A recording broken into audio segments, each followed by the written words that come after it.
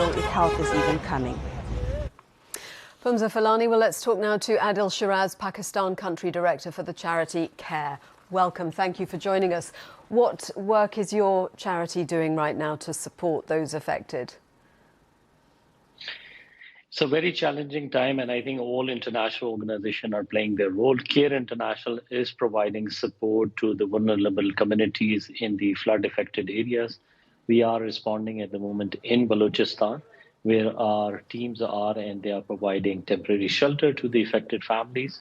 We are also providing essential items, which include cooking pots, which include mosquito nets, and then basic essential items which are required for daily use. For the women in need, we are also providing them menstrual hygiene kits. And we are also coordinating with the other actors on ground, which are providing food supplies to these affected population in the area. To be honest, the situation is very alarming. Around 33 million people are affected across the country, and there are around 100 districts which are affected because of this flood. And it is still massive. The water still continues in some parts of the country, and more damages are reported on a daily basis. So this is really a very challenging time in country, and we really feel that this is a time where all the international community needs to play their role to support to the affected population in country. What are your aid workers telling you about what they're encountering on the ground? I was talking to our team on the ground, and they were telling me, one of the biggest challenges in the moment is access, and access because of the water, which is still flowing in different parts of the country. Bridges are washed away, roads are washed away. So some areas are extremely challenging to access. Like when we are sending supplies to the field, because of the road access, which is challenging in some parts of the country, it takes a while to send these supplies, essential supplies to the affected communities on ground. So it is taking a while. When I was talking to my team, and they were telling me, especially the women and girls are worse affected. They are under the sky without any shelter.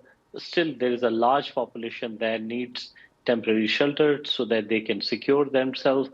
Water is still stagnant in many parts of the country, and there are reported diarrhea and other challenging cases which are coming up now. And I think if the situation and rain continues like this, there will be more and more areas which will be affected, and more population will require immediate support. The scale of this is hard to get your head around, but we're seeing pictures that very clearly show the devastating impact. And I mean, you talk obviously about millions and millions of people, many of whom will have lost everything, 33 million. You mentioned the need for more help from the international community. What does that boil down to? Is it money? Is there a need for more rescue workers? Because although there is a good network already of rescue support in the country, presumably that is being stretched to the limit. Indeed, yes. The aid workers are in country, but at the same time, there is limited capacity available. But I think at the same time, Pakistan has been dealing with many different humanitarian crises in last 2 or 3 decades. So there is enough human resource available at the moment. What is more challenging at this stage is really the financial support and the in-kind support. The scale of emergency is so vast that not a single organization or the government can cover the whole population. So at this stage, more financial support is required. Government of Pakistan is raising an appeal for 160 million tomorrow, which, to be honest, is a bare minimum they are asking. The damages which has happened at the field level, and the way our organization and we are seeing the affected communities on ground, they will need a huge support in 2 phases. One, a life-saving support now, which is required today, because if we don't provide that support to them now, they will be facing another challenge sooner. And then, since these communities have lost everything, they have lost their houses in the shape of shelter, they have lost livestock, they have lost ready crops of agriculture, and even in some area, they will not be able to plant for the next season. So in this challenging situation, they will also need support for early recovery.